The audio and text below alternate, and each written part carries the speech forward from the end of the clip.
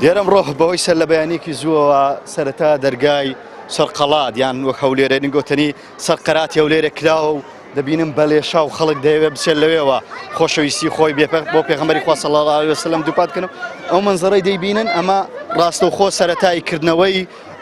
سەر دەرگای قەڵاتی هەولێرەیە کە خەڵک دەیهێوێت لەوێ کۆبێتەوە بەیەکەوە خۆشەویستی خۆیان بۆ ڕەسوڵ الله دەربڕن دیارە منداڵ و گەنج و پیر بەبێەوە هیچ کەسێ داوەتیان بکات و هیچ کەسێ بانگێشتیان بکە هاتوون لێرە خۆشەویستی خۆیان بۆ پێغەمبەری خوا صلی الله علیه وسلم دووپات بکەنەوە ئەوەی کە دەیبینن وردە وردە خەڵک پیر گەنج منداڵ چی هەموو چین و توێژەکان تەنانەت لە ئافرەتانیش بەڕێوەم بۆی بچنە سەر قەڵات و لەوێوە خۆشەویستی خۆیان بۆ پێغەمبەری خوا دەربڕن من هەر لە نێو خەڵکە دەمێنمەوە دەچم بۆ سەر قەڵات و لە نێو خەڵکە و جەماوەرە دەمێنمەوە زانیاری زیاتر و قسە و باسی زیاتر و پەیامیێوان دەربارەی ئەم ڕۆژە بۆ ئێوە دەگوازینەوە لەگەڵماندابن خۆشەویستی دەربڕین بۆ پێغەمبەری خوا بە بەخشینە بە برایەتیە بە لێبوردنە هەموو ڕۆژەکانی لە سەری خۆدادانێ کە بەڕێیا بڕۆین قورئانی بین محەممەدی بین صلی الله علیه وسلم لە هەموو ژیانماندا دەبی پەیڕەوی هەڵسوکەوتەکانی پێغەمبەر بکەیت چۆن خوێن لە جەستەماندا سوڕێ دەبێت ئەویش لەگەڵ خوێنی جەستەماندا بەسوڕێ یادکردنەوەی پێغەمبەریش عەلەیهی سەڵات وسەلام بە زیندوکردنەوەی سونەتەکانە یادکردنەوەی پێغەمبەر لە دڵاندا بێ یادی پێغەمبەر لە مزگەفتەکان بکەنەوە سبەی نامچنە نوێژی جەماعەت لە مزگەفتەکان بکەن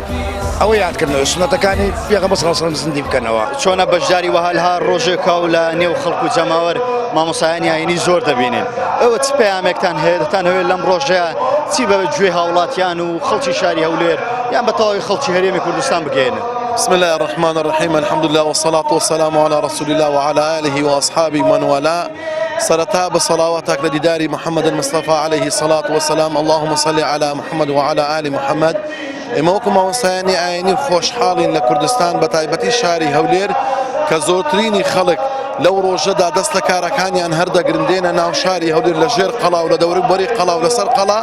کۆ دەبنەوە بۆ بەشداریکردن خۆشی دەربڕین بە بۆنەی ولادەتی پێغەمبەری پێشەوامان عەلەیهی سەڵات وەسەلام ئەوەش نیشانەی زیندووبوون و وشیاری شاری هەولێرە ئێمە وەکو مامۆستایانی ئاینی خۆشحاڵین دڵخۆشین پەیامیشمان ئەوەیە بۆ خەڵکی شاری هەولێر کە بەردەوام بن لەسەر خۆشەویستیان بۆ پێغەمبەری خوا عەلەیهی سەڵات وەسەلام لەویان باشتر دەست ناکەوێت لەویشیان باشتر نایبیننەوە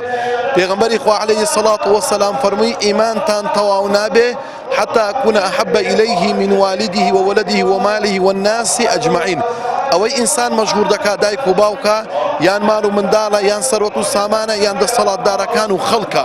پێغەمبەری خوا فەرمووی من لەسەرەوەی هەموویانم ئێمە پەیاممان بۆ خەڵکی شاری هەولێر ئەوەیە بەردەوام بن هیممەت بکەن ساڵانە خۆشەویستی پێغەمبەریش هەر ئەوە نەبی لە دەوروبەرە قەڵا کۆبینەوە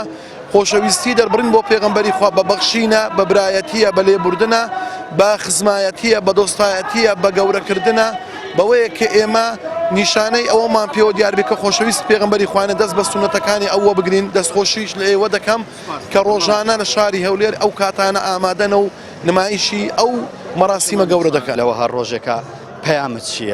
چییە بۆ هاوڵاتیان بۆ خەڵک بۆ خەڵکی هەرێم بۆ خەڵکی شاری هەولێر پێشەکی بە خێراتتانەکەم بۆ کەناڵە جوانەکەتان بەڕاستی یادی لەدایکبوونی پێشەوای مرۆڤایەتی محەممەد صلی الله علیه وسلم پیرۆزەکەم لە هەموو مسلمانێک ئەم ڕۆژە ڕۆژێکی خۆشە بۆ هەموو ئیمانداران و مسلمانان کەوا یادی پێغەمبەری خوا صلی الله علیه وسلم داواکارم لە هەموو مسلمانان لە هەر شوێنەکەن چۆن یادی پێغەمبەرەکەنەوە ئاواز لەسەر تاعەت و عیبادەتی خۆیان بەردەوام بن بۆ ئەوەی کەوا لە ڕۆژی قیامەت لەگەڵ محەممەد صلی الله علیه وسلم حەشر بکرێن و إن شاء الله لصحي محشر لقى محمد حسن صلى الله عليه وسلم. بيامي تويا كدواي روجكاني تريش بردوام من لسعي عبادة خوي ياد كنا أم محمد صلى الله عليه وسلم أويا كواتو ربازكي برندي ربازكي بقري لبر أوي يجلس تكاني أوي مسلمان أوي كوار ربازي محمد بقري بوي ياد كنا أوي. ماما جان توتس بيامي كتير لم روجي ولا روجي لدايق بوني پیغمبری خدا صلی الله علیه وسلم. والله زوز خوشا مولود أمان زوز خوشا. خوشی بوی همون سال أول بجداری مراسم كان. هم عازم هم سال عازم إن شاء الله. چیته لم روجی لدايق بونی پیغمبری خدا صلی الله علیه وسلم دتویت چی بگیانی؟ دەمەوێت بە پێغەمبەر بڕێم زۆرم خۆش دەوێت وادارم هەر ئەو یادە بکرێتەوە لێرە ئەو یادت پێ خۆشە بەڵێ باشە پێغەمبەری خوات خۆش دەوێ وانە؟ بەڵێ باشە تا چەند فەرمانەکانی پێغەمبەری خوا کە دەڵێن نوێژ بکەن ڕێز لە دایک و باوک بگرێن ڕێزی گەورە و گچکە بگرێن بەجێ دەگەێنێ هەموو ڕۆژەکانی لە سەری خۆدادانێ ڕۆژەشی گەلە خۆشە ئەممالێ کۆ دەبینەوە لە بەخوای گەورم پێغەمبەری مەناوی چییە؟ محەممەد محەممەد صلی الله عليه وسلم دەبێت کاتێک ناوی پێغەمبەر بێنین بڵێ محەممەد صلی الله عليه وسلم باشە تا چەند لەگەڵ نوێژ و ڕۆژی و ڕێزگرتنی دایک و باوک و ئەوانە باشیت تا ئەمە ڕۆژێ باشی زۆر دڵخۆشی پیرۆزبایش لەسەر جەم جیهان دەکەین بە تایبەتی شاری هەولێر پیرۆزبایی ئەو ڕۆژە پیرۆزە لە هەمووان دەکەین بەڕاستی ڕۆژێکی خۆشە بەڵام ئێمە ئەو ڕۆژە یاد دەکەینەوە ئەو ڕۆژە خۆ یادکردنەوە بۆ نیە ئێستا هاتینە لۆ دڵخۆشکردنی منداڵەکان ئەو ڕۆژەیە پێویستە بە خۆدا بچینەوە یارمەتی یەکتری بدەین دەست یەکتری بگری هاوکاری یەکتری بکەین بزانم هاوڕێکەت پەیامی چیە لەم ڕۆژەیە تۆ پەیامت چیە و دەتەوێت چ پەیامێک بگەێنی وڵی پێیامی من قوربان هاتینە ئێرکوانە تا هەست و نستی خۆمان دەربڕین وەکو ئەو خەڵکە لەگەرە خەرکاتینە بەشداری ئەو ڕۆژە پیرۆز و خۆشە بکەین بەڕاستی ئەو ڕۆژەش بەڕێی من یعنی خامێکردنەوەی ناخ و دڵ و دەرونی ئینسانەکانە مرۆڤەکانە زیاتر بەڕاستی یعنی ئیعادە نەزەڕێکی خۆمان بکەنەوە تەسکەی نەفسی خۆمان بکەنەوە ڕۆژەدا بە خۆماندا بچینەوە بەڕاستی لە ڕۆژی لەدایکبوونی پێغەمبەرمان صلی الله عليه وسلم پیرۆزبایی خۆمان ئاراستەی گشت مسلمانانی جیهان دەکەین مسلمانانی کوردستان بە تایبەتی بەڕاستی ڕۆژێکی زۆر خۆشە ڕۆژی لەدایکبوونی پێغەمبەرمان لەو ڕۆژەدا یعنی ژیان بوژانەوەی بەخۆی دێت بەڕاستی کە پێغەمبەرمان لەدایک بوو لە بۆ هەموو جیهان لە بۆ هەموو عالم چکە مرۆڤێکی بەڕاستی ڕەوشت بەرز بوو مرۆڤێک بوو لە ئاستی مرۆڤایەتی زۆر بەرز بوو کە خوددا ئەو پەیامەیدایە بگەینی بە خەڵکی هەموو جیهان لەوە هەر ڕۆژێکە پەیامی تۆ چییە پەیامی تۆ چیە بۆ هاوڵاتیان بۆ مسلمانە وڵی لەو ڕۆژە پیرۆزبایی لەگەشت مسلمانان دەکەم پێم خۆشە هەموو مسلمانێک لەو ڕۆژەدا بە خۆیان دابستنەوە بە ژیان نامی پێغەمبەر دابستنەوە و هەروەها یەکتریان خۆش بێ و لەسەر سنەتەی پێغەمبەری بڕۆن لەوە هەر ڕۆژێکی پیرۆزە چ پەیامێکت هەیە بۆ مسلمانان بۆ هاوڵاتیان وڵی بە بۆنەی ئەو ڕۆژە لەدایکبوونی پێشەوای مرۆڤایەتی پیرۆزبایی لەسەر جەم مسلمانانی کوردستان بە تایبەتی و جیهان بەگشتی دەکەم و پێویستە هەموو هەولێر پێشەنگێکی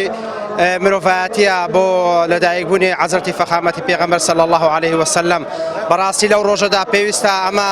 ئیهتیمام بە وڵاتەکەمان بدەین و ڕۆژێکی خۆش و مێژوویە ئێمە پێشەنجین بەڕاستی لە جیهاندا لە ئاسی جیهاندا ئەو یادکردنەوەی کە لێرە دەکرێت باوەڕکە لە نەمە دینە لە نەمە کەش ناکرێت ئەمن لەوێ بوومە دەزانم چۆنە یعنی بەڕاستی هەولێر پێشەنگە لە هەموو ئینسانڕۆکەوە تۆ تێرە بۆچی هاتووە بەڕایتەوە ئەو خەڵکە کە هەستێکی ئیسلامەتایی هەیە و بەڕاستی یادێکی خۆشەویستی پێغەمبەر دەکاتەوە بەڕاستی دڵ و دەرونێکی پاچی هەیە و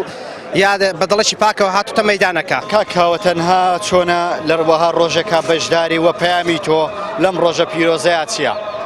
دیارە ئەمڕۆ ڕۆژێکی پیرۆزە و یادێکی مێژوویە بەنسبەت هەموو سەرجە مسلمانانی جیهان و بە تایبەت هەرێمی کوردستان و بە تایبەتتر شاری هەولێری خۆشەویست چکەوەکو دەزانن ئەو ئاپۆڕە جەماوەریەی کە لە شاری هەولێر دەکرێت نمونەی نییە لە هیچ شارێشتری جیهان نەک هەر کوردستان بەتەنها بۆیە بۆ بۆنێەوە پیرۆزبایی لە خەڵکی دەکەین هیوادارین ئەم ڕۆژە بێتە مای خێر و خۆشی بۆ وڵاتەکەمان و هێنانەوەی دادپەروەری و نەمانی جەوروستەم و گەندەڵی لەسەر هاوڵاتیانی هەرێمی کوردستان باشە کاکاوەوە لە پەرلەمانی کوردستانن تا چەند لە کاتی بڕیاردان لە کاتی دەسەڵبڕن بۆ بڕیارەکان پێغەمبەری خوا و ڕێبازەکەیتان لە یادە چکەوەی کە دەبینن ئەمە خۆشەویستی خەڵکە ئەمە ئەو خەڵکەیە کە پێغەمبەری خوای خۆش دەوێەوە نوێنەری ئەو خەڵکێن تا چەند لە کاتی بڕیاردان لە کاتی پرۆژە یاساکان حساب بۆ ئایدۆلۆژیا و بیر و بۆ بڕوای ئەو خەڵکەیە دەکەن خۆی دەبێ هەر کەسێک کە دەچێتە پەرلەمان کە خۆی بە نوێنەری خەڵک ئەزانێەوە سوێند ئەخوا دەبێ پابند بێ بەو سوێندا ئەگەر پابند نەبێ بەو سوێندە بێگومان ئەوە خیانەت لە خۆیەکە خیانەت لە میلەتەکەیەکە خیانەت لە خوا و دینەکەیەکات ئەوەی کە پابند نەبێت بەداخەوە زۆر جار لەو سوێندە لایەنداوە بەشێکی زۆر نەک خۆمیان بەشێک لە هاوڵانم دیارە ئەوانە ملتەزیم بووینە بەو وعدەی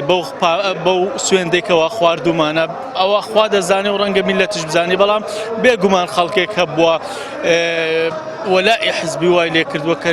لابدات لەو ڕێبازە لابدات لەو سوێندەیکەوە خواردوەتی خوا و میلەتی بیرچ بێتەوە کە ئەمە خراپە و خراپترین بژاردەیەکە خەڵکێک پەیڕەویەکات. اللهم صل على سيدنا محمد وعلى آله وصحبه وسلم. پیرۆزبایی لەگەشت مسلمانان دەکەین بە تایبەتی مسلمانانی کوردستان و بە تایبەتی تریش مسلمانانی هەولێرێ زۆر دڵخۆشین بە هاتنی یادی لەدایکبوونی پێغەمبەری خوای صلی الله عليه وسلم. باشە ئەو خەڵکی کە لێرێ کەس بانگێشتی کردووە هەمووی خۆڕسکان هاتۆتە ئێرە نەخێر هەمووی بانگهێشت کراون لەلایەن خوا لەلایەن پێغەمبەری خوای صلی الله عليه وسلم. هەمویان خۆشەویستی خوای گەورەن، هەمویان خۆشەویست پێغەمبەری صلی الله عليه وسلم. خۆشەویستێک لە ناخیاندا هەیە، ئەویش خۆشەویستی محەممەد المستەفا صلی الله عليه وسلم. وما أرسلناك إلا رحمة للعالمين. داوى الأخوة فردقاركم صلاة وسلام خوي برجني بسرجاني باتشي حضرة محمد المصطفى صلى الله عليه وسلم وبرجني بسرجاني وبرجني بسريار يا وراني وبيغمبر عزنا ماشي لقضاء إن شاء الله. لازم سون هستخدم درب برنامج أول لدايقون أو روجا خوشاك أو روجا شي يجزار خوشا لجاني مرودة دا صالنا دوباره دا بيتوا كوا أو جيهان تصوري أو روجا كوا پیغمبر لدایک ببی او خلق هموی آزاد ببی بلدایک بونی پیغمبر صلی الله علیه وسلم که هر چی زور و سما کوتاهی پیهات که بلدایک بونی پیغمبر صلی الله علیه وسلم و کوردستان ساڵانە یادی ئەو لەدایک بوونە دەکاتەوە. هەموو ڕۆژەکانی پیرۆزە، بەس ئەو ڕۆژێکی زۆر پیرۆزە، لەدایک بووە ڕۆژێکی خۆشە، بەرز و پیرۆزە. چۆن بۆ بڕیارتدا بەشداربی لەم ڕۆژە ئاوا لەگەڵ خەڵک شتەوە یەکەم ساڵتە بێ؟ نا هەموو جار هاتمە یان لەدایکبوونی پێغەمبەر صلی الله علیه وسلم. پیرۆزبایی خۆم لە هەموو مسلمانانی جیهان بە تایبەتی کوردستان و شاری هەولێری عزیز دەکەم. لە ڕۆژێکی وەکەم ڕۆدا ڕۆژێکی زۆر خۆش، ڕۆژێک کە هەموو لە هەموو شوێنەکەەوە ڕوو لە خەڵاتی هەولێر دەکەن تاکو و کۆ ببنەوە و تاکو یادی ئەم یادرە مەزنە بکەنەوە و پیرۆزبایی خۆم لە هەموو مسلمانانی جیهان دەکەم. بەڕاستی لەم ڕۆژە پیرۆزە ئومێدەوارم هەموو ساڵێک ئەم یادە بکرێتەوە لە شاری هەولێر، چکە بەڕاستی ئەمە یادێکی زۆر پیرۆزە لامەوە. من نزگەوە هەموو ساڵێ بەشداریەکەم بەڕاستی من دڵم خۆشە بەوەی ئەوە ئەمڕۆ کە جلکی ئیشم فرێدا هەسام ئەم یادە بکەمەوە لەگە خەڵکە بەجێشت و هاتی بۆ یادکردنەوەی پێغەمبەری خوا. چی وای لە تۆ کردبێتی ئێرە؟ من بەڕاستی یادی پێغەمبەر لە لامەوە زۆر یادەشتووە. ئەم کۆبنەوەی بەڕاستی کۆبنەوەیەکی زۆر پیرۆزە بەلامەوە. ئومێدەواریشم هەموو ساڵێ ئەم یادە بکرێتەوە. پیرۆزبایی لە سەرجە مسلمانانی هەموو جیهان و بە تایبەتیش کوردستان دەکەم. حەزەکەم لەو ڕۆژەی ئەو خەڵکی کە دەبینی ئێستا هەمووی خڕبیتەوە کەس بە پێگوتن نەهاتیە، هەمووی لە خۆشەویستی پێغەمبەر و خوای گەورە هاتنە. تێدەگەی هەر بۆ بۆنەوشە شعرەشی خۆم دەرێم لەسەر پێغەمبەری خوای دامنایە. دڵ و گیانم بە فیدای زولفی شێواوت، سەر و ماڵم بە قوربانی خاڵ و چاوت، ئەسیری تۆم زەلیلی تۆم بە لێوی شەکەری خاوت. ئەمن سەیادی عیشقت بووم ئێستا کەوتومەتە داوت، ئەمن هەر زکری تۆ دەکەم لەسەر زوبانمە ناوت، کەچی نەمدیوە یەک جاریش بۆ لای من بێتن هەنگاوت. پیرۆزبایی لەنگۆ لە سەرجە مسلمانان دەکەم بە خێراتنی کەناڵەکەش. چی وای لە تۆ کرد شەحر بۆ پێغەمبەری خوا بنووسی؟ خۆشەویستی یادی لەدایکبوونی پێغەمبەری پێشەوامان یادێکی مەزنە. هیوادارم بە سونەتەکان یادی پێغەمبەر بکەینەوە، نوێژەکان بە جەمعات بکەین. ئەوە گەورەترین یادە. باشە بزانم مامەی بدوێنم ئەمڕۆ تا چەند دڵخۆشی کە دەبینی گەنجێکی زۆر، پیرێکی زۆر، لاوێکی زۆر بەیەکەوە هاتوون یادی ڕەسوڵ الله دەکەنەوە. خێر بێ سەرسا و سەرسەرمان لەو ڕۆژە خۆشتر قەت نابینین کامە ئەوها لە شاری هەولێر بە گەنج و پیر و دەعایرەوە یادی محەممەد المستەفا صلی الله علیه وسلم بکەینەوە.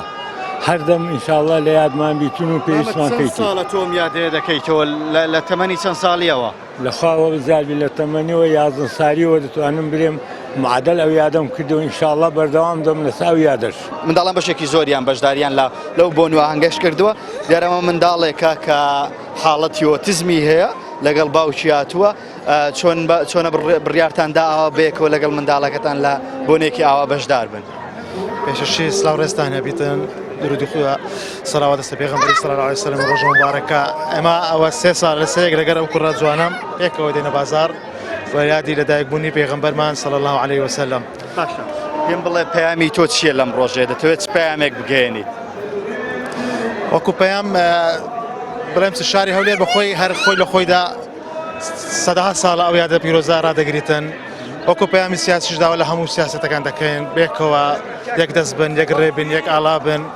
لە بەرژەوەندی خۆیان کار نەکەن، لە بەرژەوەندی خەڵکەکە خەڵکەتی پێویستە بۆ خەڵکەکە جێبەجێ بکەن. وڵی ڕۆژەشی دەکەم زۆر خۆشە، یعنی هەر چەندی لە ئەو ڕۆژەی بە هەنداگری بە گەورەکەین هێشتا کمە. باشە خۆت ئیش دەکەی کاسبی دەکەی بەڵێ باشە چۆن بە ئەو ڕۆیش و کارەکەت بەجێهێشت و هاتووی بۆ تەنها لێرە بۆ یادکردنەوەی پێغەمبەری خوا صلی الله علیه و سلم لەبەر چی هاتووی وڵای بەس بەر خۆشەویستی خوا و پێغەمبەری خۆ لەبەر خۆشەویستی ئەری وەڵا لەبەر خۆشەویستی پیرۆزبایی لە مسلمانانی جیهان دەکەم کوردستان بە تایبەتی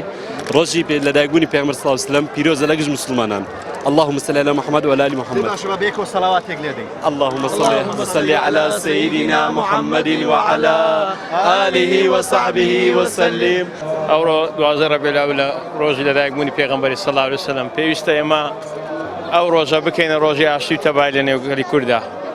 ئێمە دەبێت سونەتەکانی پێغەمبەر جێبەجێ بکەین تەنها باز لە ڕۆژە دایکبوونە جێبەجێ نەکەین پێویستە بەکردار بێ پێویست ناکە ئێمە هەرەوە بە وەکو بڵێن خۆپیشاندان بێتون ناو شاری هەولێر شاری هەولێر شارێکی پێشەنگە هەموو ساڵێک ئێمە دەستخۆشی لەو خەڵکە دەکەین کەوا یاد لەدایکبوونی پێغەمبەر صلی الله علیه و سلم بە زیندوی ڕادەگرن واتە نابێت تەنها بێک ڕۆژە و هاتینە سەر شەقامی ئەومانە نەخێر ئێمە پێویستە ڕۆژانە ئەو یادا لە ناو خۆمان ڕۆژانە ئەتوەر لەسی بە سەڵاوەتدان لەسەر پێغەمبەری صلی الله علیه و سلم یاخود ئەو کردەوەی کردەوەی ئاشتی تەبایی لە نێو خەڵکیدا پێغەمبەر نەرمونیان بۆ صلی الله علیه و سلم پێغەمبەر صلی الله علیه و سلم پاک بووە پێغەمبەر صلی الله علیه و سلم کەسێک بووە وإنك لعلى خلق عظيم بەڕاستی ڕەوشتی بەرز بووە پێویستە ئێمە ڕەوشتیەوە پێغەمبەر صلی الله علیه و سلم جێبەجێ بکەین لە ژیانی ڕۆژانەماندا خۆم زۆر خۆشحاڵ دەزانم نەخشە لە هەموو ساڵی بخوا ئینشاءالله ئەو یادە پیرۆزە لە ئومەتی محەممەدی وما أرسلناك إلا رحمة للعالمين خوای فەرمووتی نەک بۆ ئێستا هەر لە هەموو عالەمێ لەم ڕۆژەیە تۆ چ پەیامێکت هەیە یا لە دابوو پێغەمبەری لە هەموو لایەکی پیرۆز بێت لەم ڕۆژەیە چ پەیامێکت هەیە لە ڕۆژە ئەوم هەیە لادی لەدایکبوونی پێغەمبەر لە هەموو لایەک پیرۆز بێت مولاي صل وسلم دائما أبدا على حبيبك خير الخلق كلهم مولاي صل وسلم دائما أبدا على حبيبك خير الخلق كلهم يا رب صل عليه يا رب صل عليه يا رب صل عليه صلوات الله عليه ئەمڕۆکەش ڕۆژێکی زۆر دڵخۆشە کە پێغەمبەر صلی الله علیه و سلم 12 ڕەبیع الأول لەدایک بووە بەڕاستی خۆشحاڵی خۆم ئاراستی هەموو مسلمانانی کوردستان دەکەم بە تایبەتی شاری هەولێر باشە هیچ شعرێک کۆنراوەیەک شتێکی تایبەتمان ئامادەیە تایبەت بە پێغەمبەر بەڵێ ئەم شعرەیەت خۆ نووسیوەیان دەرتێن بە خۆت نووسیوتە تایبەت بە پێغەمبەرمان باشە فەرموو پێغەمبەر درودی خوای لەسەر بێ پێغەمبەر گەورە پێشەوامانە سەرکردەی ڕاستی باوەڕدارانە خۆشی هێنایە بۆ تەکڕای بەشەر بۆی هاتە نیگا خوا بۆ گشت بوونەوە خەڵکی دەریانهێنا لە زوڵم و ستەم گشت ڕزگاریان بوو لە تارێکی و غەم نەزانی نەما و باوی زانیە ڕەحمەت دابەزی بۆ گشت زەمینە خدا لە وەسفی پێغەمبەر فەرمووی دابەزی ڕەحمەت بۆ خەڵکی هەمووی ڕەحمەتی خدای گەورەی مێرەبان قورئان لێ خۆش بوو بۆ تەکڕای خەڵکان دەستە خۆش بێت خۆ بەس پێم بڵێم شعرت بۆچی نووسیوە تەنها بە خۆشەویستی پێغەمبەر کووە بەشداریت کردیە لەو ئاهەنگە و لەگەڵ چێ هاتی و چاختن دڵخۆشی لەگەڵ ماماتمەوە هەروە دڵشمان خۆشە و هەڕۆ ڕۆشترین خۆشە ڕۆسترین خۆشە زۆر باش ئەمڕۆ لای تۆ چۆنە لای من دڵم زۆر خۆش دڵە زۆر خۆشە باشە شعرێک سرودێک گۆرانیەک تایبەت بە پێغەمبەری مولاي صل وسلم دائما أبدا على حبيبك خير الخلق كلهم باشە بەشداریە مزگەوتەکان دەکەی ئاهەنگ و ئەوکان دەکڵێ بەڵێ بەس لۆ چکولێتەکەی یان لە بۆ سەڵاوات لێدان لە بۆ هەمووە لە بۆ هەمووی دەستە خۆش تا چەند دڵخۆشی ئەمڕۆ ڕۆژی لەدایکبوونی پێغەمبەریە زۆر دڵخۆش باشە سرودێ شعرێک هۆنراوەیەک مولاي صل وسلم دائما أبدا على حبيبك خير خلق كلهم وما أرسلناك إلا رحمة للعالمين إما أقام آية بيلوس القرآن بكينا بلغوا أو كافية بهم شتيك أمرو لخوشين روش الأشياني من دا من جنسكم 8 سالا أقا بإيمانه وبيقينه وبدل درم بو خوايك إما يخلق كده خوشين روش الأشياني أمرو يا پیغمبر صلی الله علیه و سلم رحمت نک بو اسلام بو هم مروفاتی اما بپی بلگه آیت قرآن پیروزه ئەم شارە شاری سولتان مزەفەرە باپیرە گەورەی ئێمە ئەم یادەی کردەوە ئێمەش کرمانە نەوەکانی ئێمەش دەکەنەوە حتا دنیاما ئێمە ئەو یادە دەکەینەوە کەس ئەو مسلمانانەی بان کردو تێرە هەمووی لە خۆشەویستی ڕەسوڵ الله هاتوونەتە سەر شەقام وەڵی برای بەڕێزم ئەمڕۆ ئەوەی دێتە ئێرە بۆ دەربڕین لە خۆشەویستی پێغەمبەر صلی الله علیه وسلم من یەک بە خۆم لە دەرەوەی هەولێر هاتوومە من لە ناحیە ڕزگاری هاتمە تقریبا 56 کیلۆمتر لێرەوە دوورە ئەمە بە خۆم هاتووم بۆ ڕەزەمەندی خوای گەورە بۆ خۆشەویستی پێغەمبەرمان هاتمە بسلمێنن کە ئێمە پێغەمبەرمان خۆشە بە زمانە بە دل ئێمە ڕۆژانە دەبێت سونەتەکانی پێغەمبەر صلی الله علیه وسلم لە ژیانی خۆمەدا جێبەجێ بکەین نەگەی لە ئەمڕۆکە هەموو ڕۆژەکانی دیکرد ئەمە سونەتەکانی پێغەمبەر صلی الله علیه وسلم زیندوو بکەینەوە لە ژیانماندا ڕۆژانەمەدا لە کاری ڕۆژانەمەدا لە ماڵ و منداڵ و هاوڕێ و دۆست و جیران و ئەواماندا ئەگە ئێمە لەسەر ڕێبازی پێغەمبەری صلی الله علیه وسلم بەڕاستەقینە ئەوە ئێمە دەبێن سنەتەکانی پێغەمبەر ڕێبازی پێغەمبەر صلی الله علیه وسلم جێبەجێ بکەین کە خەڵکیش بێ وایە ڕاستە ئەوانە لەسەر ڕێبازی پێغەمبەر صلی الله علیه وسلم بەبوونەی لەدایکبوونی پێغەمبەر صلی الله علیه وسلم پیرۆزبایی لە هەموو خەرچی جیان دەکەم بە تایبەتی شاری هەولێر ئەوڕۆ ڕۆژێک زۆر پیرۆزە خەرچی هەولێر ئەمە چەندی سارە دێمێرکانە برایەکانم دۆستەکانم هەموو لێرە دەبینم یعنی زۆر کەسێ نەمدیتە لێرە دەیبینم ئەو ڕۆژە چون ڕۆژی گەورەیەوە داری هەولێرەی بەرێ ئەوە لە دێرین زمانەوە هەولێر هەر ئاوا یادی کردیتەوە هەمدار بیمە بابم هەموو جارە هاتینە لەو مزگەفتە ئێرکانە ناوی سێ شێخی چۆلی گچکە بیمە لەگەری هاتیمە مەولودی لەدایکبوونی پێغەمبەری بووە یعنی لە زمانی قەدیم زمانی سەدامی هەتا ئێستا شەر بەردەوام هەر بەردەوام بووە هەتا دەمر بەرچی دێتێرە خەڵکە لە بەرچی دێتێ والله ئەو خەڵکە کەس بانجی نەکردیە بەزە بە خۆشەویستی پێغەمبەری صلی الله علیه وسلم دڵخۆشمەوە دلیلی ئەوەیە کە پێغەمبەریان خۆشەوی عەلەیهی سەلات وەسەلام ئێمە کە یادی پێغەمبەرەکەین عەلەیهی سەلات وەسەلام پێغەمبەر گەورە ناکەین ئێمە خۆمەمە پێغەمبەرەوە گەورە ئەکەین چونکە خوا لە قورئانە ئەفەرمێ وەڕەفەعنا لەکە ذیکرەک ئەی پێغەمبەر ئێمە تۆمان لە ئەرز و ئاسمانە گەورە کردووە تەماشای هەموو مزگەوتەکان کە ڕۆژانە 5,000 ناوی پێغەمبەر دێ لە ناو نوێژە ناوی پێغەمبەر دێ ئەگە کەسێک بڵێ ئەبێمە موسڵمان بێژی ئەشهەدو ئەن لا ئیلاها ئیلا الله نەری ئەنە محەممەد ڕەسوولە نابێتە موسڵمان گەورەی پێغەمبەر لەوەی بەدیارەکەوێ من و تۆ هەر لەدایک نەبوون پێغەمبەر لە دێر زەمانەوە بۆ من و تۆ گریاوە بۆ براکانی خۆی گریاوە ئەفەرموون لە فەرمودەیە هاتووە پێغەمبەر ناو هاوڵەکانە گریان وتیان یا ڕەسوولە بۆ گریەی بۆ فرمێسەکە بارێنی فەرمووی بۆ براکانی خۆم نەدیوە فەرمیان یا ڕەسوول مە برای تۆین فەرمووی نا ئێوە ئەسحابی منن هاوڵی منن برای من ئەوانن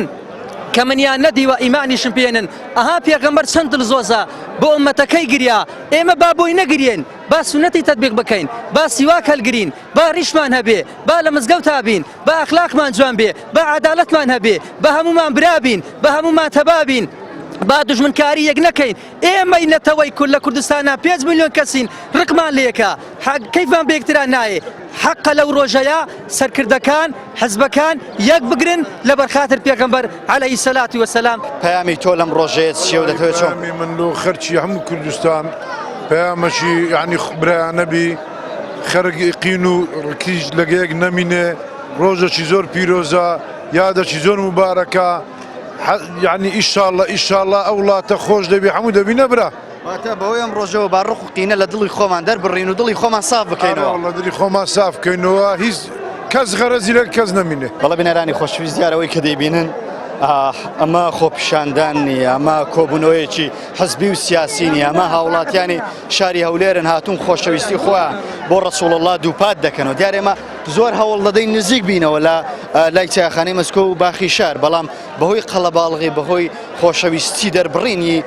هاوڵاتیانی شاری هەولێر بۆ پێغەمبەری خوا صلی الله علیه وسلم دیارە ئێمە ناتوانین بەهۆی قەڵەباڵغیەوە نزیک بینەوە لە باخی شار دیارە خەڵکی شاری هەولێر ئەمڕۆ بەبێەوەی هیچ کەس بانگیان کە بەبێەوەی کەس بانگێشتیان کە تەنها بۆ خۆشەویستی ڕەسوڵ الله لە سەرجەم قەزا و ناحیەکانی دەوروبەری پایتەختەوە هاتوون بۆ دەربڕینیان بۆ ڕەسوڵ الله ئەوەی کە دەیبینن ئەمە سەرقەڵاتی هەولێرەیە کە ئەوێش بە تەواوەتی پڕ بووە لە خەڵکو و مسلمانان کە لە پیران و لاوان و گەنج و ئافرەتان هاتوون بۆ دەربڕینی خۆشەویستیان و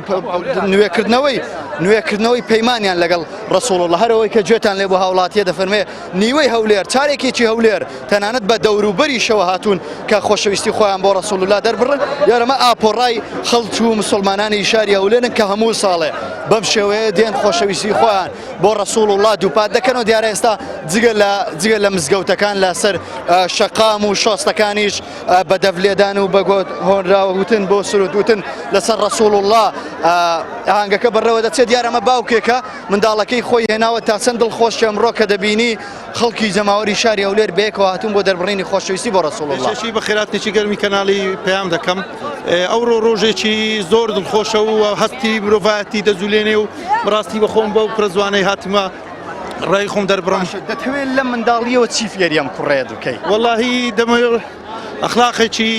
تربیەتی محەممەدینی فێری بکەم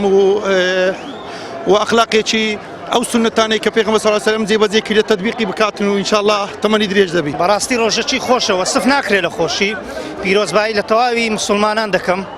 ئینشاءالله ئەو جەژنە دەبێتە مای خێر و خۆشی لە بۆ تەواوی خەڵکی کوردستان و جیهان.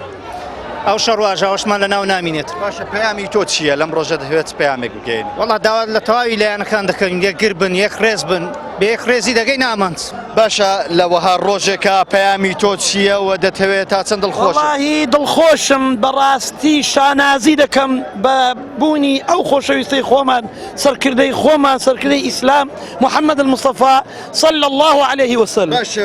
بە بۆنەی لەدایکبوونی پێغەمبەری خوا صلی الله عليه وسلم هۆنراوەیەک سرودێکی تایبەتمان پێشکەش بکە. دەڵێ پەنام هێنایە بەرقاپیت بەلاڵەوشی وەنوزاری هەزاران دەفعە یا ڕەبی بە هیوای ڕەحم و ڕزگاری. ئەو پارچە کورتم هەبوو ئینشاءالله. چێ بانگێشتی کردووی بۆ ئێرە و بۆچی لێرە بەشداری؟ ئایا جگە لە خۆشەویستی بۆ پێغەمبەری خوا صلی الله علیه وسلم شتێکی تر تۆ هێناوەتە ئێرە؟ بێگومان نەخێر یا و یادە گەورەیە یادی سەروەری مرۆڤایەتی وێ لەمە کردیامە بێنێرە دەنا هیچ شتێک نێشتە چ خۆڕسکە ساڵانە بە خۆمان دەبینین بە 100,000 کەس دێنە سەر شەقامەکان بێەوەی هیچ بۆنەک هەبی بێ یانی نەک بۆنە بێەوە هیچ پاڵ پشتەکەوی بێەوەی کەس زەختیان لێکە چکە شتێکە پێویستی ئەو یادە هەموو تاکێکی کورد بیکاتەوە. بەڕاستی ڕۆژێکی خۆشە ئەمن هەموو ساڵێ بەشداری دەکەم ئینشاءالله دەبتە ڕۆژی خۆشی و تەبایی لۆگەلی کورد. چی وا لە تۆ دەکا کە بەشداری ئاهەنگێکی وا بکەیت؟ وەڵاهی بەڕاستی پەیامی مرۆڤایەتی دەگەینێ ئەو ڕۆژە پەیامی ئاشتی و خۆشەویستی دەگەینی لێ بەشداری دەکەم. ئێمە تەنها دەبێت لە یەک ڕۆژە پێغەمبەری خوا صلی الله علیه وسلم لە یادمان بێن لە تەواوی ڕۆژەکە. دەبێت هەموو ڕۆژێک سونەتەکان و پەیامەکانیوی ئێمە تەطبیقین ڕۆژانە وەکو دەستورێکی خۆمان لێ بکەین. لەگەڵ چی هاتووی؟ وەڵاهی لەگە برایەکەم و لەگە براتە؟ دەی باشە با براکەشە بدوێنین تۆ پەیامت چیە لەم ڕۆژەیە و دەتەوێت لەم ڕۆژە پرسنگدارێ لەم ڕۆژەکە مسلمانان بێکەوە کۆبوونە تۆ چ پەیامێک بگەێنی؟ پێشەکی بە خێراتتان دەکەم بەڕاستی بە بۆنەیەکە و باز ناکرێت کە بۆنەیەکە یەکجار خۆشە بەڕاستی بۆنەیەکی مسلمانانە لە هەرچە پیرۆزبایی لە هەرچە پارتیای کوردستانەکەم بەڕاستی بگشت مسلمانەکان. بەڕاستی ئەوڕۆ بۆنەیەکە کەس داتوانانی باسکەچ کە بۆنەیەکی یەکجار گەورەیە کە هەموو مسلمانەکە وەکو برای ئێستا هەموو ئاخر بووینەوە هەست دەکرد کە بۆنەیەکەیە کە مسلمان دەتوانێت شانازی پێوە بکە. دەمەوێت پەیامی خۆ بگەینم لە پەیامی ئێوە کە پەیام بەڕاستی چاوی میلەتە ئێستا خەڵک ئێمە لە چاوی کامێرە دەبینێ ئێوەش کە بوونە بەشێک لە سەبەبی ئەوە بەشی خێری خۆتان پێدەگات کە ئێمە ئێستا تەماشای دەکەن ئەم ڕۆژە کە بە بۆنەی لە دایکبوونی پێغەمبەر صلی الله تعالی علیه وسلم خەڵکەکە دەبینین کە الحەمدلله بووە پوشی ڕسمی خەڵکەکە بە کۆمەل هەموو ڕووی لە بازاڕەکان دەکات. من پەیامی خۆ دەگەینی بەگەشتی لۆ هەموو جیهان پیرۆزبایی لێ دەکەم. پەیامی تۆ چییە؟ دەتەوێت چ پەیامێک بگەینی لەم ڕۆژە؟ بەخۆی پەیامی ئەوەیە ئیشەڵە کۆ خەڵکەکە دەبینی بەگشتی دڵخۆشە داوای لێبوردون و لێبوردونی هەمووان ئیشەڵە ئەمە ئەوەمان دەوێت. مامەجان پەیامی تۆ چییە لەم ڕۆژەیە و دەتەوێت چ پەیامێک بگەێنیت لە ڕۆژێکی وەها پیرۆزە؟ وەڵڵاهی جا لە خۆشی پێغەمبەری صلی الله علیه وسلم پیا و هەمیشە دەشاری دایە و هەمیشە دڵی خۆشە و هەمیشە کەیفی خۆشە و ئەو جارەکانەش مەسەلەن بۆ شادی پێغەمبەری صلی الله علیه وسلم ئەمە ئەوە لە پیراشای ڕاهاتووینە لە بۆ هەولێرێکە بە خۆشیێوی پیران شارەوە هاتووی ئارێ بە خودایی لە دەڤێرەکەیەوە و لە کوردستانی ڕۆژهەڵا دەم یادەیە چۆن بەڕێوە دەچێت والله ئەو یادەیە ئەو دوورێ کەلێرەکانە بەڕێوە دەچێ دەوێن دەری ئەوە بەڕێوە ناچیت ئارێ والله ئارێ وەڵڵی ئەلحان پیران شارەوە تەنها بۆ خۆشەویستی ڕەسوڵ الله هاتوویت صلی الله عليه وسلم بە خۆشەویستیوی و بە خۆشی ئەو خزم و قەڵموقێشی هاتوین و لێرەکانە ئینشاءالله پیرۆزبایی لە خۆشەویستی پێغەمبەری دەکەن صلی الله عليه وسلم بە ئەدەب و شعر ناسراوە شعرێ هۆنراوەیەک شارێکی تایبەت بە ڕەسوڵ الله پێشکەش بکەیان پندێکی خۆت بێ لەسەر ڕەسوڵ الله والله دا شادێکەی ینی پندەکەی ئەوەیە کە فقط خۆشی وین دەوێ و سڵاوە لەسەر پێغەمبەری صلی الله عليه وسلم پێغەمبەری آخری زمانی الله اللهم صل على سيدنا محمد وعلى آله وصحبه وسلم کاک فرسەد ئەمڕۆ هەولێر جیاواز لە شارەکانی تر پێشوازی لە یادی لە دایکبوونی پێغەمبەر کرد تۆ لەم ڕۆژەیە وەکو پارێزگاری هەولێر دەتەوێت چ پەیامێک بگەێنی و پەیامی تۆ چیە لەم ڕۆژەیە دڵم خۆشە و حەشاماتە دەبینم دڵم خۆشە بە بۆنەی لە دایکبوونی پێغەمبەری مەزن محەممەد درودی خوای لەسەر بێ خەڵک بەو جۆش و خرۆشە وەکو جەژنێکی گەورە لە هەولێر مەولود دەکەن مەراسیم دەجێرن سرودی ئاینی دەخوێنن من پیرۆزبایی لە هەموو خەڵکی کوردستان لە خەڵکی شارەکەم لە هەموو جیهان مسلمانان دەکەین ئینشاءڵڵا ئەم ڕۆژە ببێتە مای تەبایی لێبوردەیی ئاشتی پێکەوە ژیان دادپەروەری خۆشگوزەرانی خێر و بەرەکەت بۆ میلەتەکەمان ڕێزی پێکەوە ژیان و ئیسلامیش کە هەویەی زۆرینەی خەڵکی هەولێر و کوردستانە ئێمە لە هەموو کارێکمان دەبێت ڕەچاوی بیر و باوەڕی ئاینی خەڵکی خۆمان بکەین و لە خزمەتیانەکەینەوە پێ ئەوە بەڕاستی زۆر دڵخۆش و خۆم بە کامران دەزانم کەەوە ئەمڕۆ لەم یادە بەشدار بووم تقریبا یەکەم جارە دەبە ناو شار بە بۆنەی یادی مەولود بەس حەزم کرد ئەم ساڵ جیاواز بێ و ئەم ڕۆژە با جیاواز بێ ڕۆژەکانی تر لە ڕۆژە سادەکان گوتمان بە خێزانی سەردانەشی بازار بکەین یەکەم جارتە تووشی شۆک نەبووی کە بینیتەوە هەموو هاوڵاتیە بە گروجینێکی زۆرەوە بەیەکەوە هاتووە خۆشەویستی خۆی بە ڕەسوڵ الله دەردەبڕێت بە دڵنیاییەوە زۆر جێگای دڵخۆشیم بوو خاڵش کە دەمێ ئاماژەی پێ بکەم ئەوە لەکەنەمە زۆر گرنگ بوو کەوا تەنها ئافرەت و پیاوە مرتزیمەکان بەشدار نەبوون خەڵکانی تری سادەش بازاریش بەشدار بوون کە ئەوەلۆ من گرینگە ڕەنگە لە مزگەوت و لە شوێنە تایبەت ئاینەکان نەتوانم خەڵک بەشدار بن بەڵام لە یادەگشتیەکان بەو شێوەیەکەوە هەموو خەڵکێک بەشدار ڕەنگە ئیلتزامات دینیشی نەبێ بەڵام ئەمڕۆ هاتە بۆ بۆمونای ئەم یادە ئەم مناسبە گەورەیە ئەویش هاتۆ بەشداری دەکە ئەو بۆ من زۆر خاڵکی گەورە بوو جێگای تەرامان بوو بەڕاست مانجی مەولود مانگەی بەخێر و بەرەکەتە خۆشەویستی ئەو ڕۆژە یعنی پێوانە ناکرێت تۆ چ پەیامێک تێ لەم ڕۆژە دەوێت چۆن پەیامی خۆت بگەێنی پەیامی من بۆ هەموو خەڵکی موسڵمان خۆشەویستی محەممەد مستەفا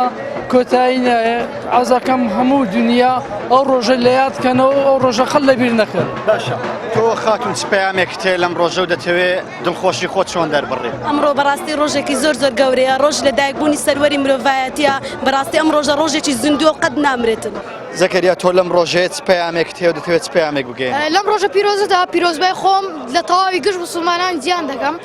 ئەم ڕۆژە پیرۆزە لە مسلماناندا ڕۆژێکی گەلێک پیرۆزە چونکە پێغەمبەر لەو ڕۆژەدا لەدایک بووە لە ڕۆژ چەند زانیاریەکیشم دەربارەی پێغەمبەر هەیە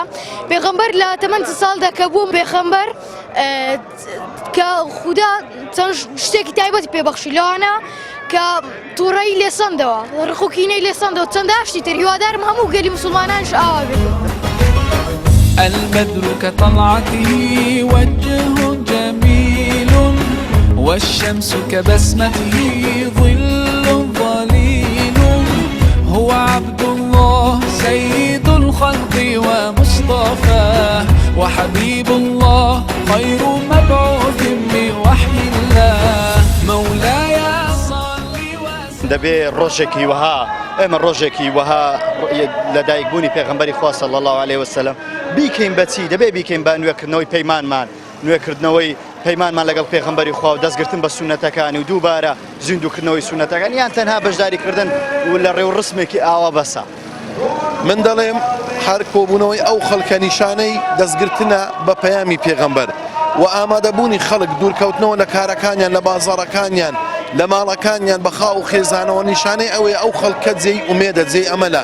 بۆیە من تاکید دەکەمەوە لەسەر پەیامی بەڕێزت زۆر گرنگە چۆن لە بازار و لە دەورەی قەڵا کۆ دەبینەوە بۆ خۆشەویستی پێغەمبەری خوا ئاواش دەست بە سونەتەکانیەوە بگرین پەیامەکەی زیندی بگرینەوە لێ نەگەڕین پەیامی پێغەمبەری خوا کب بکرێت چکە خوای گەورە دەفەرمێ یوریدونە ليطفئوا نور الله بأفواههم والله متم نوره ولو كره الكافرون. طبعا همو همته همو هەوڵێکی بێ باوەڕان و ناحەزانی ئیسلام ئەوەیە ئاینی ئیسلام بەدەویان کب بکەن بەڵام خوای گەورە دەفەرمێ والله متم نوره خوای گەورە تەواوی ئەکا و دەستی پێوە ئەگری بەڵام ئەبێ کێ پێوە هەستی ئەو تاکانەی کە لەسەر خاکن چکە ئین الأرض یوریثها لعبادی الصالحون چکە ئەو خاکە کێ خاوەنێتی پیاوە چاکەکان بۆیە هیوادارین ئێمە یەکێ بین لەوان. دوایە ئەو شارە شاری سوڵتان مزەفەرەدینە شاری سەلاحەدینی ئەیوبیە ئەو شارە بۆ یەکەم جار ئەو سونەتەی زیندی کردەوە بۆیە خۆشحاڵین ئینشاءڵڵا خەڵکیش دەستبەرداری نە پێغەمبەر و نە سونەتەکانی نابی ئینشاءڵڵا. بەڕای تۆ بەشداریکردن لەوەها مەراسیمێکە ئەمە بەسە بۆ خۆشەویستیمان بۆ ڕەسوڵ الله یان دەبێ ئەمە لە ڕۆژەکانی تر و لە کاتەکانی تریش بەردەوام بەڕێز ئەمەی کە بەشدار ئەمە یەک لەگە ڕوتینەکانە بۆی کەوا ئینسان بزانێت کە ئێمە مسلمانی پابندی خۆم بە محەممەد سەلەم بەس ڕۆژەکانی تر چاوەڕامانەکە بۆی کەوا ئێمە کردەوەی تیا بکەین چاکەی تیا بکەین ڕێز لە یەکتری بگرین ڕێز لە دەوروبەرمان بگرین بۆی کەوا کە بەڕێیا بڕۆین قورئانی بین محەممەدی بین سەلەم. بەڕای تۆ وەکو گەنجێک وەکو مسلمانێکی ئەم شارەیە تەنها یەک ڕۆژ بەسە بۆی کە ئێمە یادی پێغەمبەر بکەینەوە یاخود یادکردنەوەی پێغەمبەر بە چییە بەڕای تۆ؟ یادکردنەوەی پێغەمبەر هەموو ڕۆژێکە دەتوانین یادی پێغەمبەر بکەین سەڵاو سەلەم ئەو ڕۆژە یاد بکەینەوە بەڵام ئەو ڕۆژە وەکو نەریدێکی هاتووە کا یادکردنەوە یادکردنەوە نییە. باشە دەبێت چۆن یادی بکەینەوە بەڕای تۆ چۆن یادی پێغەمبەر دەکرێتەوە چۆن لە ڕۆژانە یادی بکەینەوە بە کردەوەکانی بە فەرمودەکانی بە ڕۆژە پیرۆزەکانی یادی بکەینەوەمە جێبەجێکردنی فەرمودەکان جێبەجێکردنی فەرمودەکانی بکەینەوە. دەبێ ئێمە بە هەموو ڕۆژێک بەڕاستی ئەو پێغەمبەرە نازدارە صلی الله علیه وسلم لە دڵماندا بێت لە دڵمان بیچەسبێن شوێن کەوتو ڕێبازەکانی پێغەمبەری خوا صلی الله علیه وسلم چونچە پێغەمبەرەکەەوە هەلێ بەڕاستی ڕەحمەتەن للعالەمینە لە بۆ هەمومانە یعنی دەبی ئێمە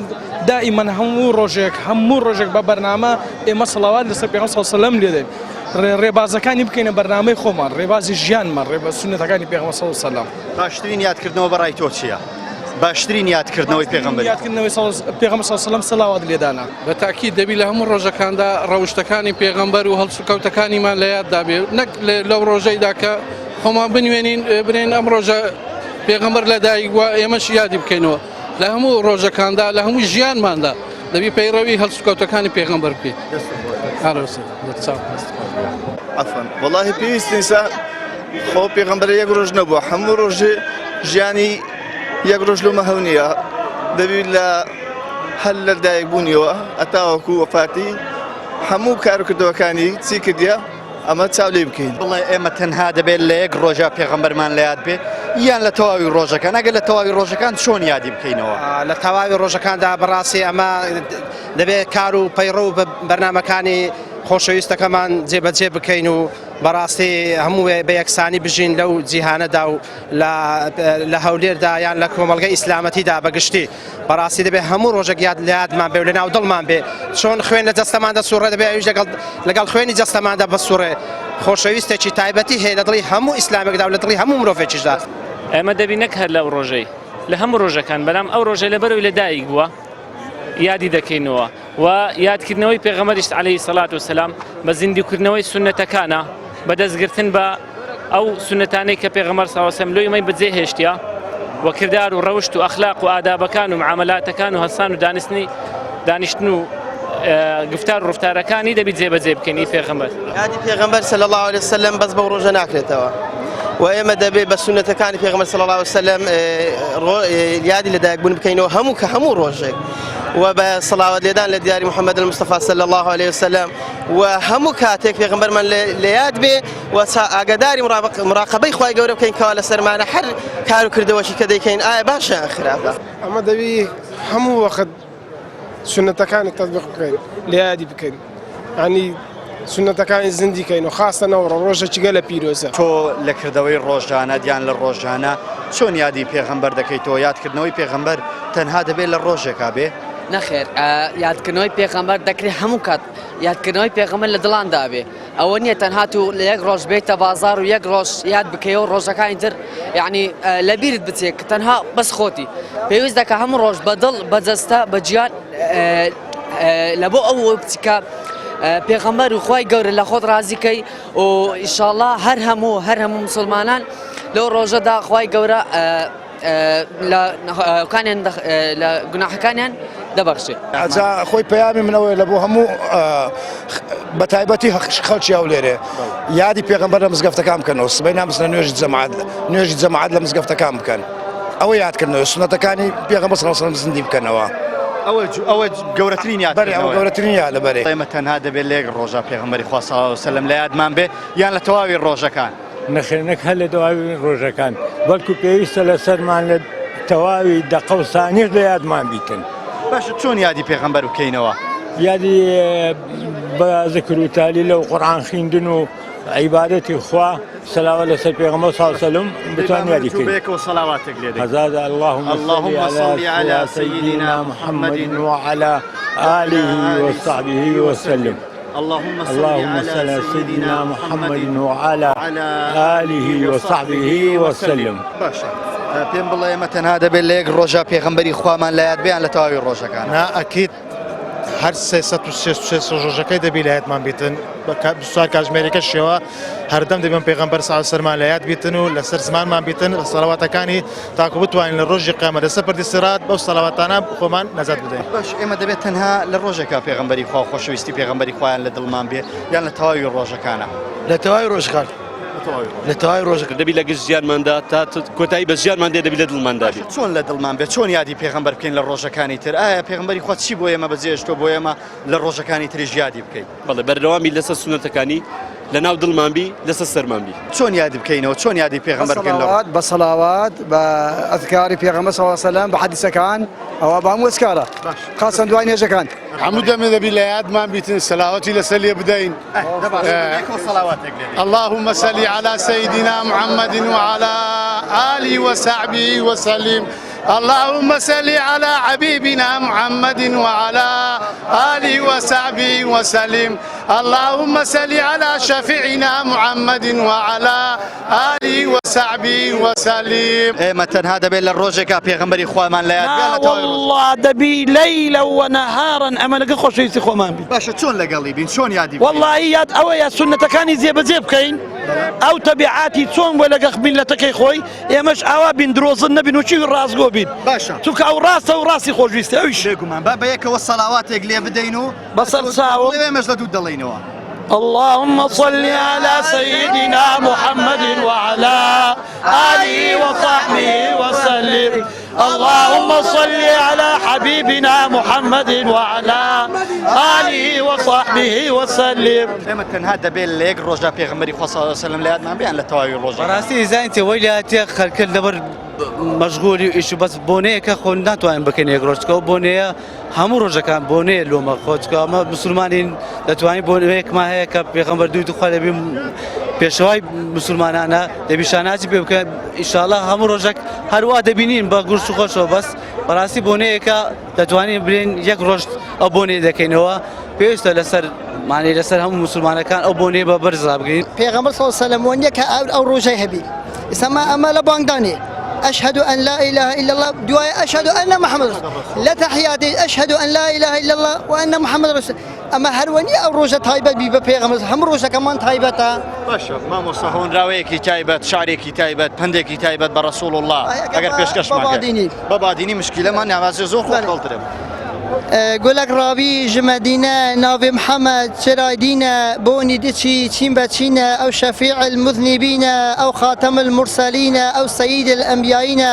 محمد قاصد خود راکری فرمانا کفر محمد ابن العبدالله درمان درد كله. ئایا چەند ڕۆژێک بەمای مەولود دیاری بکەین یان تەواوی ساڵەکە نەخێر پێم وایە تەواوی ساڵەکە باشترە بەڵام دەکرێت ڕۆژێک یان چەند ڕۆژێک دیاریکەین بە مناسبێک بۆی تۆخیکەین لەلاخمان بەبیری خۆمان بینینەوە ئێستا ئەو ڕۆژێک دیاری نەکەین بەنای مەولود ئەو خەڵکە لێرە کۆ نابێتەوە حتمەن پێویستە بەڵام ئیتباعی پێغەمبەر صلی الله علیه و سلم و شوێنکەوتنی ئەو بە ڕۆژێک و بەچولێتێک نابێ دەبێت ڕنگ بداتەوە لە ژیانمان. باشە بزانم خێزانەکە چ پەیامێکیە لەم ڕۆژە و چاتەن دڵخۆشی کە دەبینی مسلمانان ئاوا بەیەکەوە لێرە کۆبوونەتەوە؟ الحەمدولله زۆر دڵخۆشم کە ئەبینم خەڵکی هەولێر ئەوها بەشدارە یعنی ئەوە هۆکارێکە کەوەی کە ئێستا دین هەرماوە لەم دنیادا يعني ئەتوانی سەربەرز من پێی باش ئێمە تەنها دەبێت لە ڕۆژێکا پێغەمبەرمان لە یاد بیان لە هەموو ڕۆژێک ئەگەر لە هەموو ڕۆژەکان ئێمە چۆن یادی بکەینەوە بەڕای تۆ لە هەموو ڕۆژێک ئەمە توانین یادی بکەینەوە بەس ئێمە دەتوانین فێری منداڵەکانمان بکەین کە ئێمە پێغەمبەرێکمان هەیە کە لە منداڵەکانمان بگەێنین لەم ڕۆژە لەدایک بووە یان ئێستا بەڕێی خۆم ئەوە هەرەوە نییە شیرینی بخۆیت و چکلێت و شت دابشکەین بەڵکو منداڵەکانمان فێرەکەین کە سەڵاواتێک لێدە لەسەر پێغەمبەر کە شیرینیەکی پێ بەخشی کە ئەوە هۆکارێکە لەوەی کە دڵی خۆش بێ کە مناڵەکە ئەپرسێ و سەبەبەت چییە تۆ تێگەێنی کە پێغەمبەرێکمان هەیە لەدایک بۆ لەم ڕۆژەدا کە پێغەمبەری ئیسلامە ئێمە تەنها دەبێت لە یەک ڕۆژە پێغەمبەری خوامان لە یاد بیان لە تەواوی ڕۆژگەیان بەڕای تۆ چۆن یادی پێغەمبەر بکرێتەوە باشە دەبێت ئەم یادەم هەموو کاتەم یادەر بە گەورە و پیرۆزی ڕابژیرێت ئێمە هەموو هەموو ساتێک نای پێغەمبەر و خۆشەویستیمە لە دڵمانە باشە بەڕای تۆ چۆن یادی پێغەمبەر بکرێتەوە باشە یادی پێغەمبەر بە زیندیکردنەوەی فەرمودەکان و بە زیندیکردنەوەی سونەتەکانی بەڵێ بینەران و بیسەرانی خۆشەویست ئەوەی بینیتان و بیستان ئاپۆڕای زەماوەری شاری هەولێر بووم کە هاتوبووم بۆ سەر شەقامەکان بۆ دەربڕینی خۆشەویستی خۆیان بۆ ڕەسوڵ الله دیارەوەی کە بینیتان هەر یەکێک لەمانە پەیامێکی تایبەتی هەبوو دەربارەی مەولود و یادی لەدایکبوونی پێغەمبەری خوا دیارەوەی ئەوان زەختی لێ دەکەنەوەیە ئێمە نابێت تەنها لە ڕۆژێکە پێغەمبەری خوا صلی الله علیه وسلم لە یادمان بێت دەبێت لە تەواوی ڕۆژەکان یادی پێغەمبەری خوا صلی الله علیه وسلم بکەین بە سەڵاوات دێدان بە هەڵگرتنی سنەت و ڕێبازەکەی و بە فێرکردنی منداڵەکانمان دەربارەی ژیانی پێغەمبەری خوا و چۆنەتی هەڵس و کەوتکردنی پێغەمبەری خوا لەگەڵ دەور و بەری ئەوەی بینیتان ڕاو سەرنجی هاوڵاتیانی شاری هەولێر بوو سوپاسی هاوکارانم عەبدوڵڵا قەهار مامۆستا عیرفان دەکەم کە لەم بەرنامەیە لەگەڵم هاوکار بوون بۆی کە بتوانین ئاپۆڕای جەماوەری شاری هەولێر بۆ ئێوە بگوازینەوە تا ئەڵقەیەکی تر و بەرنامەیەکی تری پەیامی تۆ لە شاری هەولێر بە ئێوەی خۆشەویست شاد دەبمەوە بەرنامە تایبەتەکەم پێشکەشکردن و بەخوای گەورەتان دەسپێرم خواتان لەگەڵ